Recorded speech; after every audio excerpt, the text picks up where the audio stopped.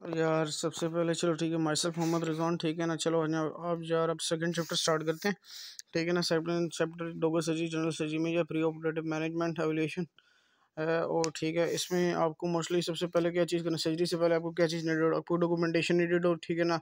Patient की overall health needed हो, pre operative risk management, आप उसके कुछ टेस्ट होते हैं वो आगे जाके करेंगे, वो आपको ज़रूरी होने चाहिए, ठीक है ना। और आपको education of patient surgery anaesthesia वो आप प्रॉपर तरीके से करोगे। ये इतना इंपॉर्टेंट भी नहीं है, ये मेन पॉइंट होता है। ये नॉर्मल हिस्ट्री होती है, वो आपने लेनी होती है। उसके बाद आप करते हो प्री ऑपरेटिव हिस्ट्री, जो होती है आपकी, वो प्री ऑपरेटिव असेसमेंट में टेकिंग डिटेल्ड हिस्ट्री आता है, क्लिनिकल एग्जामिनेशन आता है, रूटीन टारगेट ओरिएंटेड इन्वेस्टिगेशन आती हैं। अगर एबनॉर्मैलिटी फाउंड होती है तो उसको ट्रीटेड किया जाए, ये चीज़ होती है। प्री ऑपरेटिव हिस्ट्री में आपको क्या चीज़ आती है, ठीक है ना। उसमें आपको मेडिकल हिस्ट्री आती है, सर्जिकल हिस्ट्री आती है, फैमिली हिस्ट्री आती है, सोशल हिस्ट्री आती है, आप कहीं टोबैको अल्कोहल और इलीगल ड्रग्स तो नहीं यूज़ करें, ये चीज़ आती है। और आपका जो होता है कोई अनडायग्नोज कोई क्रोनिक डिजीज़ तो नहीं है। तो मोस्टली जब आप इसका चेक करते हो हिस्ट्री में, आपको कार्डियोवास्कुलर का यूज़ करते हो, भाई आपको पिछले कोई 6 हफ्तों में या 6 हफ्तों से ज़्यादा का आपको हार्ट अटैक तो नहीं आया, जिसे MI हम कहते हैं, myocardial infection, hypertension, ischaemic heart disease, arrhythmia, ये चीज़ें तो नहीं है आप में। और आपका जो आप अगर स्टेज क्लाइंब करते हो तो उसमें आपको शॉर्टनेस ऑफ ब्रेथ होती है, अच्छे आपको वो चीज़ें, ये सारी चीज़ें पूछनी होती हैं आपने, ठीक है ना। रेस्पिरेटरी इश्यूज हो सकते हैं, COPD, अस्थमा हो सकते हैं, gastrointestinal hepatitis, peptic ulcer disease हो सकती है, गैस्ट्रोएसोफेजियल रिफ्लक्स होता है, क्रोनिक लिवर डिजीज़ होती है, ऑब्स्ट्रक्टिव जॉन्डिस, न्यूरोलॉजिकल सीवीए आपको हो सकता है, एपिलेप्सी हो सकती है, साइकेट्रिक इलनेस हो सकती है, ठीक है। रीनल में आपको और डिसफंक्शन हो सकते हैं, रीनल डिसफंक्शन हो सकता है, गुर्दा फेल हो सकता है, आपको इन्फेक्शन हो सकती है मसाने में, एंडोक्राइन में आपको शुगर हो सकती है, आपका गिल्लड़ का मसला हो सकता है, थायरोटॉक्सिकोसिस जिसे हम कहते हैं, फियोक्रोमोसाइटोमा, आपको पिट्यूटरी ग्लैंड का ट्यूमर हो सकता है, ये ब्रेन का बेसिकली आता है, रीनल में भी इसके होते हैं। ठीक है। तो अब previous surgery, anaesthesia, malignancy, medication, smoking, alcohol, bleeding disorder, previous surgery अगर कोई हुई है तो उसकी हिस्ट्री होती है, स्मोकिंग, अल्कोहलिज्म, ब्लीडिंग डिसऑर्डर्स, अगर कोई ब्लीडिंग जिस कोई हीमोफीलिया वगैरह कोई डिसीज है तो ये चीज़ें करनी पड़ती हैं। अब फिजिकली एग्जामिनेशन आप पहले उसका चेक करते हो, भाई कुछ इशू तो नहीं है। एयरवे एग्जामिनेशन में आप चेक करते हो, एयरवे के तकरीबन एग्जामिनेशन में ना आपका वही आप फिजिकल एग्जामिनेशन में आपको पाल्पेशन, परकशन, पैरानेस्थीसिया, फिजिकल इन्वेस्टिगेशन होता है, ठीक है ना। ये बंदा एनेस्थीसिया फिट है या नहीं है, आप उसकी सारी कुछ report, test reports, blood platelets count, WBC, RBC, ये सारा कुछ चेक करते हो, ठीक है ना। ये चीज़ होती है फिजिकल एग्जामिनेशन में। और एयरवे एग्जामिनेशन में इसके जो होते हैं ना, आपके 4 ग्रेड होते हैं, ठीक है ना।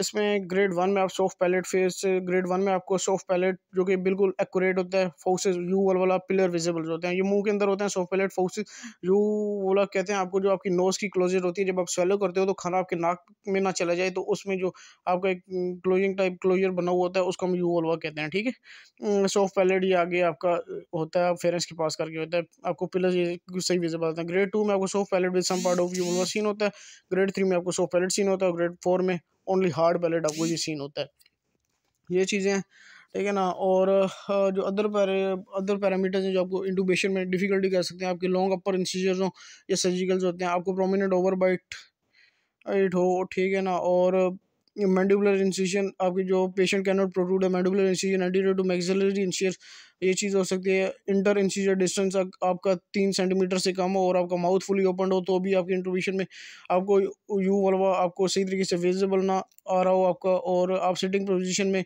आप जब टंग को प्रोट्रूशन करो, आप टंग को इधर उधर हिलाओ तो आपको यूवल वाला नज़र ना आए, नीचे करो बिल्कुल। प्रोट्रूजन का मतलब होता है आप नीचे करो टंग को, और ऊपर से वो अगर यूवल वाला आपको जो नाक की क्लोजन, नाक की वो एक पर्दा सा बना होता है नाक में, ताकि आप स्वेलो करो तो खाना नाक में ना जाए, तो उसे वो कहते हैं, उसे यूवल वाला कहते हैं, ठीक है ना।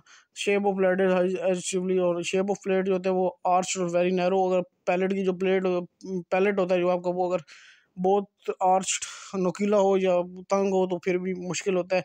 मैंडिबुलर स्पेस अगर आपकी नॉन कंप्लाइंट हो, ठीक है। थायरोमेंटल डिस्टेंस आपका लेस देन 3 सेंटीमीटर से हो, फिंगर ब्रेथ्स हो, और नेक अगर आपकी शॉर्ट हो, ठीक है ना, बहुत ज़्यादा मोटी हो, page normal range of motion of head and neck, कुछ इश्यूज हो सकते हैं, आपकी नेक फ्रैक्चर हुई है, तो ये सारा कुछ इसमें आपकी इंटूबेशन मुश्किल है, ठीक है ना। आपकी इंटूबेशन इसमें मुश्किल होती है, ठीक है।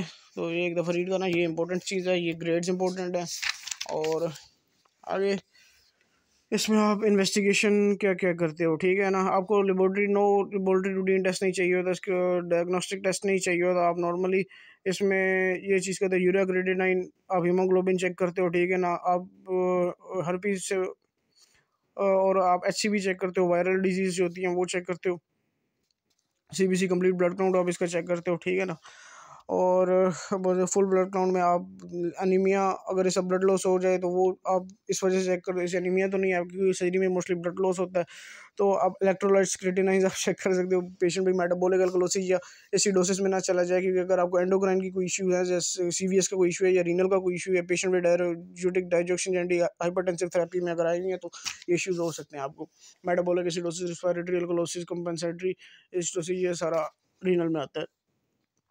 और डायबिटिक मेलाइटिस का भी अगर कोई पेशेंट हो, या कार्डियोवास्कुलर क्लॉटिंग स्क्रीन ब्लीडिंग डायस्थीसिस आप चेक करते हो, liver disease eclampsia patient with anticoagulation therapy, ये सारा कुछ चेक करते हो। चेस्ट एक्सरे में आप cardiac history, respiratory symptom, COPD, pulmonary cancer, metastasis, effusion आप चेक करते हो। Pregnancy, all women of child bearing age, सारा कुछ चेक करते हो। और ब्लड ग्लूकोज, HbA1c, आप डायबिटिक्स एंडो, ये आप ब्लड ग्लूकोज चेक करते हो। अगर आपको शुगर है तो प्रेगनेंसी टेस्ट नॉर्मल भी करते हैं, क्योंकि सर्जरी से पहले, क्योंकि हो सकता है उन्होंने सेक्सुअल इंटरकोर्स किया हो, तो उसके बाद आपका उनका हो सकता है प्रेगनेंसी हो, तो आप सर्जरी एब्डोमिनल की करो तो उसमें आपकी प्रेगनेंसी हो जाए, ये इस वजह से आप लाजमी करते हैं। होप्स हो कि वो कह रहे हैं अभी हमने बैरियर यूज़ किया, लेकिन आप फिर भी लाजमी करते हो, ठीक है ना। ये चीज़ें होती हैं आपकी। अब आगे हम क्लासेस कर लेते हैं, ठीक है ना। Anaesthesiologist classification of physical status जो होती है, ASA क्लास 1 में आपका कोई organic, physiological, biochemical, psychiatric disturbance नहीं होती। क्लास 2 में आपकी mild to moderate systemic disturbance होती है, आपको थोड़ा बहुत हाइपरटेंसिव आप हो सकते हो, ठीक है ना। हार्ट डिजीज होती है, स्लाइटली लिमिट फिजिकल एक्टिविटी अगर करो तो उसमें एज भी आ जाती है, मॉर्बिड ओबेसिटी भी आती है, क्रोनिक ब्रोंकाइटिस भी आ जाता है, ठीक है ना। ASA क्लास 3 में आप सीवियर सिस्टेमिक डिस्टर्बेंस होती है, जो कि आपकी किसी रीज़न से रिलेटेड भी नहीं होती सर्जरी में, ठीक है। तो जैसे क्रोनिक पल्मोनरी डिजीज हो गई, लिमिट एंजाइना पेक्टोरस हो गया, हिस्ट्री ऑफ मायोकार्डियल इन्फेक्शन हो गया। ए से क्लास 4 में सीवियर सिस्टमिक डिस्टर्बेंस होती है, लाइफ थ्रेटनिंग होती है, विदाउट सर्जरी इसमें आपको रिस्क हो सकता है, ठीक है ना। ए से क्लास 5 में morbid patient, little chance of survival, इसमें क्लास 5 में आपका लिटिल चांस ऑफ सर्वाइवल होता है, और submitted to surgery as last resort, surgery इसमें लास्ट ऑप्शन होता है। ऐसे क्लास 6 में आपकी जो डिक्लेयर्ड ब्रेन डेड पेशेंट्स होते हैं, ठीक है ना, organs are remove for the donor purpose, ये जो बिल्कुल आखिरी स्टेज पे होते हैं ना, उनके जैसे आंखें निकाल ली जाती हैं, वो किसी और को दी जाती हैं, ठीक है ना। पता होता है अभी बंदे ने मर जाना भी, इसकी हम आंखें निकाल लें तो इसी का काम आ जाएगा, जो ऑर्गन डोनर्स होते हैं। तो ये ऐसे 6 क्लास में होते हैं। 5 का रिस्क होता है, वो बहुत कम चांस होता है कि वो बंदा बचे, ठीक है ना, इसमें तो बचने के चांस नहीं होते। 4 क्लास में आपकी लाइफ थ्रेटनिंग डिस्टर्बेंस होती है, और इस सर्जरी के साथ भी और विदाउट सर्जरी भी। क्लास 3 में आप जो होते हैं वो आप का जो होता है ना आपका क्लास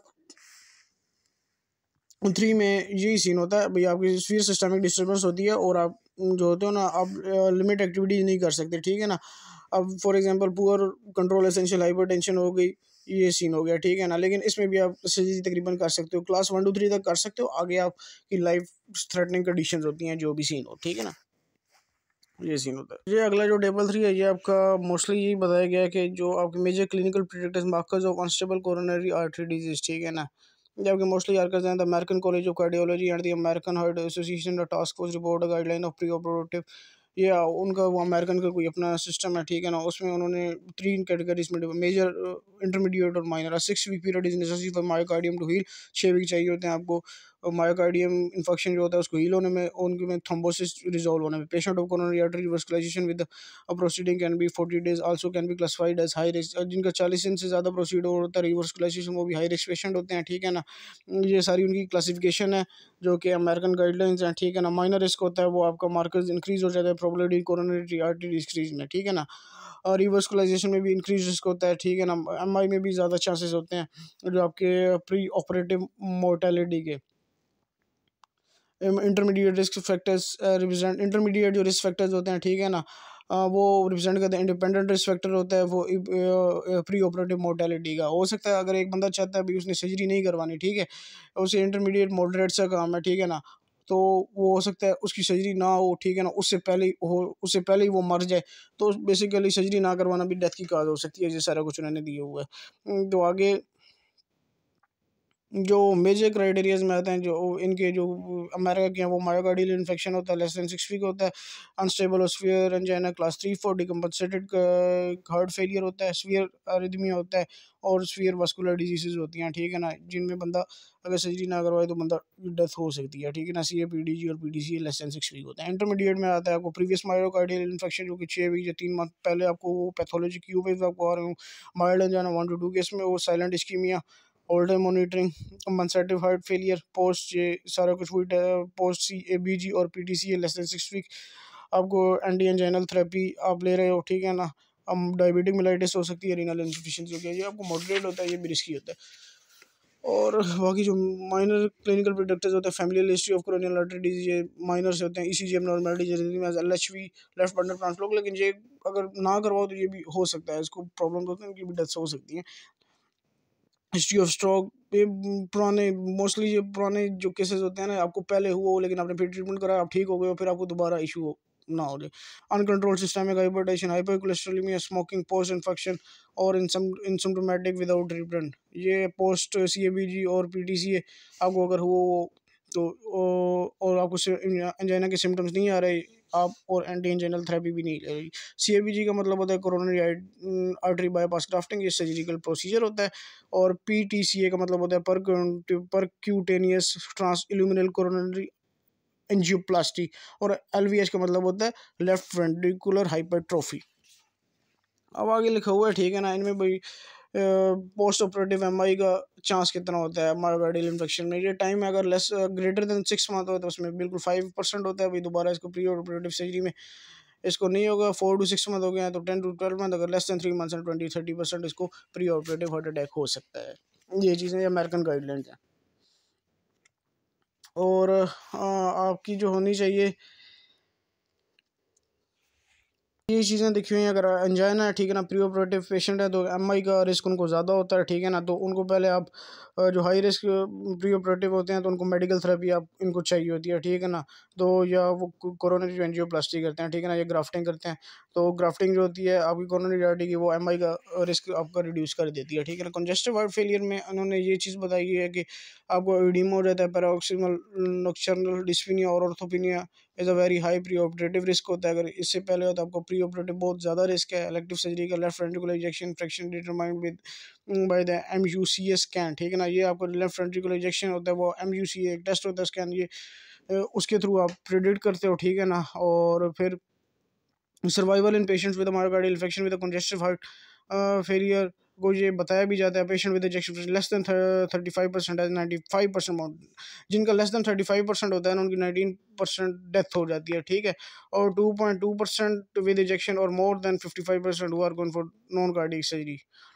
और जो जिनका होता है ना आपका age compare to 2.2% with ejection of more than 55%, और इसमें आपका जो जिनका जो नई सर्जरी करवाते हैं ना, इसका अगर रिजेक्शन फ्रैक्शन इनका 35 से लेस है तो उसमें 55% बंदे मर जाते हैं, यही चीज़ होती है, बताई गई है। हाइपरटेंशन अगर आपका 160/90 है तो वो भी आप कंट्रोल करोगे इनका, अगर कंट्रोल नहीं करो तो फिर आप सर्जरी नहीं कर सकते, उससे MI का चांस होता है। और जो वल्वुलर हार्ट डिजीज़ होती हैं प्री ऑपरेटिव, इनकी भी मैनेजमेंट करनी पड़ती है, क्योंकि बंदा डायरेक्टली आप विद सर्जरी आप वो जा सकते हो, ठीक है ना। वाफरिन आप दे सकते हो कि थ्रोम्बस है इसमें, तो अगर नहीं दोगे तो हो सकता है हार्ट ब्लॉक हो जाए उसका और उसी डेथ हो जाए। पेस मेकर आप जिनमें लगा हुआ होता है उनमें मोनोडायथर्मी ये हमने अवॉइड करनी होती है ड्यूरिंग सर्जरी। अगर नहीं करोगे, अगर ये अवॉइड नहीं करोगे तो बंदा ऊपर पहुंचे। फ्री ऑपरेट अब अनीमिया में उनको आयरन विद वाइटामिन सप्लीमेंट्स देने पड़ते हैं। और हीमोग्लोबिन लेवल अगर 8 ग्राम पर डेसीमीटर इनका लेस है तो फिर इनको ट्रांसफ्यूजन की ज़रूरत होती है, ठीक है ना। और इनका respiratory distress syndrome, asthma, effect of smoking, ये अगर ज़ाहिर सी बात है अगर ये चीज़ें बंदे को डिजीज़ हैं, ठीक है ना, ब्रोंकोस्पाज्म वगैरह एस्थमा वगैरह है, तो आप पहले हर चीज़ अपनी तैयार रखोगे, आप वेंटिलेटर ईच एंड एवरीथिंग आप तैयार रखोगे, ठीक है ना। Nicotine increase the heart rate can cause peripheral vasoconstriction, हो सकता है ड्यूरिंग सर्जरी आपको कुछ इश्यूज बन जाएं, ठीक है ना। प्री एग्जिस्टिंग ब्रोंकोस्पाज्म उससे हो सकता है, ठीक है ना। आपने अस्थमा के पेशेंट को प्री ऑपरेटिव हमेशा 10 mg प्रेडनिसोलोन देनी होती है, या कोर्टिकोस्टेरॉइड्स देते हो या प्रेडनिसोलोन देते हो, या आप कोई ना कोई एंटी हिस्टामिनिक ड्रग्स इनको लाजमी प्रोवाइड करते हो। ये तीनों पैराग्राफ की ये समरी है, ठीक है ना। अब इनके आगे आ जाते हैं कोगुलेशन डिसऑर्डर, थ्रोम्बोफिलिया। थ्रोम्बोफिलिया में patient previous history of thrombus आप इसकी ले लेते हैं, ठीक है ना, और आपको थ्रोम्बो प्रोफाइलैक्सिस आप इनको ड्रग्स देते हैं। Oral contraceptive pills and hormone replacement therapy increase the risk of thromboembolism should be stop 6 week before. अगर फीमेल है तो उनको जो होता है ओरल कॉन्ट्रासेप्टिव जो बच्चे रोकने वाली दवाइयाँ होती हैं वो उनको ख़त्म करवा देते हैं और डायरेक्टली इनको वारफेन हेपेरिन आप स्टार्ट करते हैं।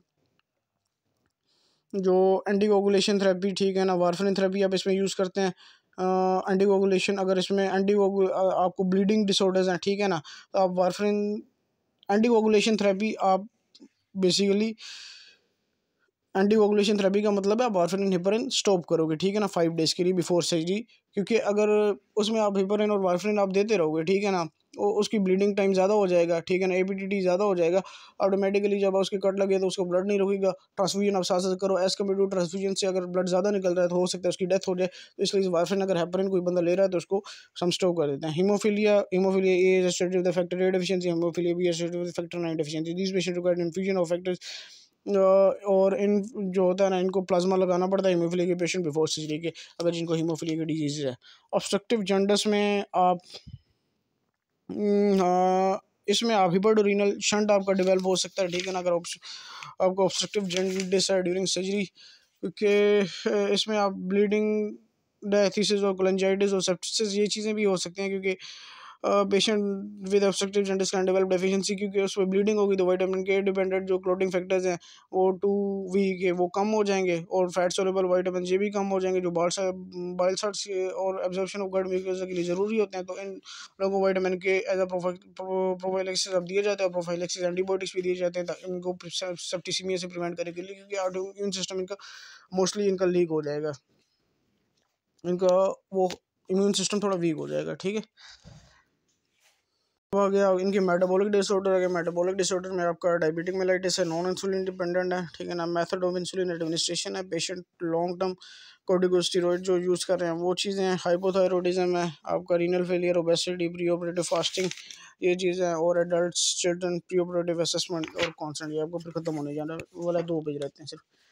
Diabetic mellitus, diabetic patients are at a very high risk, are prone to the sepsis, delayed wound healing, severe diabetic ketoacidosis। इनमें आप पहले हीमोग्लोबिन लेवल जब चेक करते हो, ब्लड हीमोग्लोबिन जो होता है, और आपको नॉन इंसुलिन डिपेंडेंट में हाइपोग्लाइसीमिया हो सकता है, ठीक है ना। Be on the first stop morning dose of the oral hypoglycaemic, आप हाइपोग्लाइसेमिक एजेंट आप बिल्कुल बंद करोगे।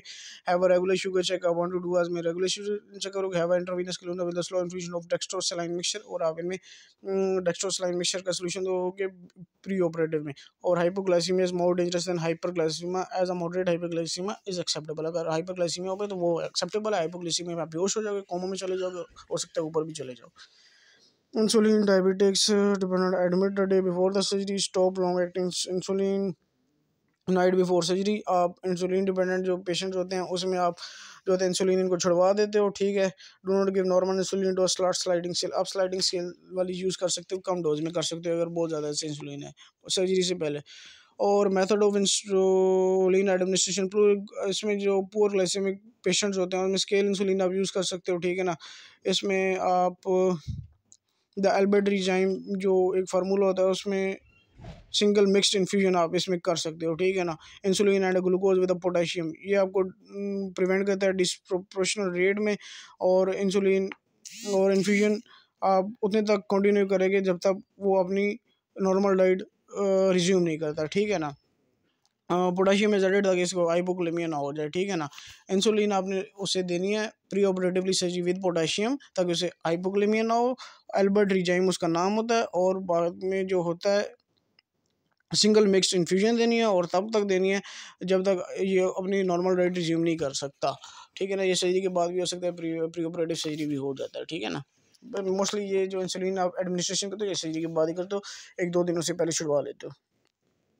पेशेंट अगर लॉन्ग टर्म कोर्टिकोस्टेरॉइड यूज़ कर रहे हैं तो ठीक है ना। Normal adrenal gland produce 30 mg of cortisol equivalent to 7.5 prednisolone, 30 mg hydrocortisone, testosterone surgery doubles. इसमें आप कोर्टिकोस्टेरॉइड छुड़वाओगे क्योंकि स्ट्रेस आपका डबल हो जाता है, ठीक है ना। थायराइड टॉक्सिकोसिस में आप लाइफ थ्रेटनिंग थायराइड में भी participated by surgery specially after thyroid surgery, ठीक है ना। अब थायरोटॉक्सिकोसिस एक लाइफ थ्रेटनिंग कंडीशन होती है अपने थायराइड सर्जरी में, ठीक है ना, विच एसेंचुएट थायरोक्सिन रिलीज, ठीक है ना। और if there is preferable to bring hyperthyroid patient in euthyroid before the surgery, carbimazole 30 to 40 mg is a drug of choice. ये आप उनमें प्रोफाइड आप देते हो उनको, ठीक है ना। You thyroid after 8 to 12 weeks preparation आप 8 to 12 weeks तक उनको देते हो सर्जरी के लिए प्रिपेयर करने के लिए, और साथ में बीटा ब्लॉकर्स आप देते हो। बीटा ब्लॉकर्स का कोई इफेक्ट नहीं होता ग्लैंड में अगर आपको हाइपरटेंशन या इनका इशू है। ड्यूरिंग प्रेगनेंसी प्रॉपर थायूरेसिल आप प्रेफर करते हो एज कम्पेयर टू कार्बामेज़ोल, क्योंकि जो थी कार्बामेज़ोल वो आप का जो है ना कार्बामेज़ोल आप प्लेसेंटल बैरियर को क्रॉस करती है और फीटल हाइपोथायरॉयडिज्म करवा सकती है। ये बेसिकली थायरोटॉक्सिकोसिस कैसे कर सकते हैं, अब आपका थायराइड हार्मोन बहुत ज़्यादा सिक्रीट होने लग जाए, ठीक है।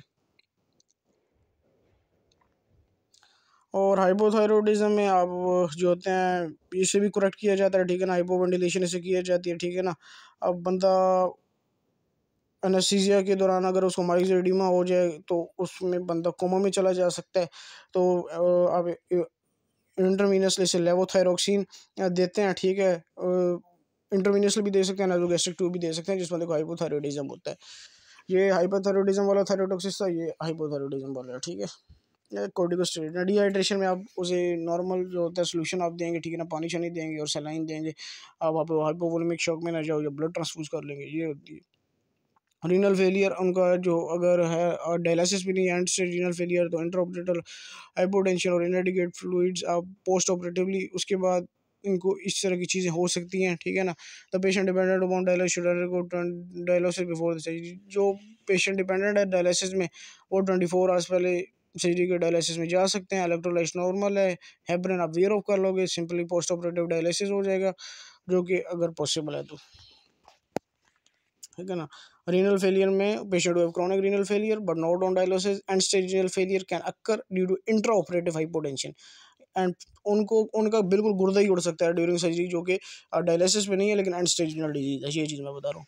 ओबेसिटी में आपका मोस्टली कार्डियोवास्कुलर पल्मोनरी कॉम्प्लिकेशंस हो सकती हैं, आपका अम्बिलिकल और पैरा अम्बिलिकल हर्निया जिसमें स्पेशली होता है, ये चीज़ उनको चाहिए कि अपना लूज वेट करें, ठीक है ना। प्री ऑपरेटिव फास्टिंग आपका जो होता है वो aspiration of gastric content induction of anaesthesia, ये आपका लाजमी होता है, आप प्री ऑपरेटिव फास्टिंग करें, ये अच्छा होता है वैसे। और एडल्ट्स में प्री ऑपरेटिव फास्टिंग जो होती है वो आप 2 इंटेक ऑफ वाटर, आप 2 घंटे पहले इंडक्शन ऑफ पानी आप पी सकते हैं, और 6 आवर्स पहले आप सॉलिड मिल्क या मिल्क कंटेनिंग आप ड्रिंक्स ले सकते हैं, ठीक है ना। खाना कुछ भी नहीं है, पीना है सारा कुछ, ये सिंपल इन्होंने बताया हुआ है। और 6 फार्मूला मिल्क काउज मिल्क आप 6 आवर पहले आप ले सकते हैं, ठीक है ना। ये एडल्ट्स में, और चाइल्ड 2 घंटे पहले आप वाटर ले सकते हैं, फ्लूइड कोई भी ले सकते हैं, इंडक्शन से ब्रेस्ट मिल्क आप ले सकते हैं 2 से 4 घंटे, फार्मूला मिल्क आप 6 घंटे पहले ले सकते हैं, ये चीज़ है। और प्री ऑपरेटिव असेसमेंट आपने करनी है भाई, पेशेंट बिल्कुल ठीक तो नहीं है, ऐसा ना हो सर्जरी वार्ड में आप लेकर जाओ और बंदा बिल्कुल ऊपर पड़ा हो। और कॉन्सेंट में ये चीज़ें लिखी हुई हैं सिंपल, भी आपने बिल्कुल सही तरीके से चेक करना है। फॉर माइनर सर्जरी जो होता है ना, अगर पेशेंट को ये आप एक टेबल गाइडलाइंस स्टेरॉइड एडमिनिस्ट्रेशन की, the patient should take 1 to 1.5 to 2 times and is usual prednisolone, अगर वो प्रेडनिसोलोन 1 से 2 दिन में 2 दिन डेली लेता है, ठीक है ना। In the morning day patient should take his normal prednisolone dose, और पेशेंट को नॉर्मल प्रेडनिसोलोन स्टेरॉइड लेने चाहिए, ठीक है ना। If the gut cannot be used, ठीक है, the surgeon and anesthesiologist should be aware the patient is glucocorticoid dependent and should be prepared administer more steroid if the surgery, अगर surgery prolong हो जाती है तो उसको और ज़्यादा माइनर सर्जरी में प्रेडनिसोलोन लगाना है आपने, ठीक है ना। और मॉडरेट सर्जरी में आपका ये सीन होता है, patient should be given 2 times his usual glucocorticoid dosage and in the morning of the surgery, and 25 mg hydrocortisone IV before the operation, and 75 mg hydrocortisone IM during the operation, and 50 mg hydrocortisone IV after the operation. The dose will be rapidly tapered over the uh, tapered आपने करना है 48 our में आपने tapered कर देना है। User dose post operative courses uncomplicated, ठीक है ना। ये आपने प्रेडनिसोलोन कोर्टिकोस्टेरॉइड जो कोर्टिकोस्टेरॉइड डिपेंडेंट होते हैं, ठीक है ना, ये उनके लिए होता है। आप फॉर मॉडरेट सर्जरी अब जो होता है मेजर सर्जरी में 2 times अगर यूजल ग्लूकोज ओरली आपने इसको देना है, फिर 50 mg हाइड्रोकोर्टिकोस्टेरॉइड IV before the operation देना है, फिर 100 mg आफ्टर सर्जरी देना है, और ठीक है ना 100 mg IV Q8 × 24 इसको एडमिनिस्ट्रेट करते रहना और फिर ऐसा ऐसा टैपर और कर देना 72 घंटे में। इसमें 48 घंटे में करना है या 24 घंटे में करना है, इसमें 48 से 72 घंटे में आपने टैपर ऑफ करना है। ये चीज़ है अपने प्रेगनेंसी में जब लोगों को जो बंदे यूज़ करते हैं तो उनको ड्यूरिंग सर्जरी, आफ्टर सर्जरी और सर्जरी से पहले आपने देना होता है। तो उसको समझ आई होगी। Thank you very much. Chapter 2 आपको क्लियर हो गया। फिर कल से चैप्टर 3 स्टार्ट करेंगे। चैप्टर 2 क्लियर हो गया आपको।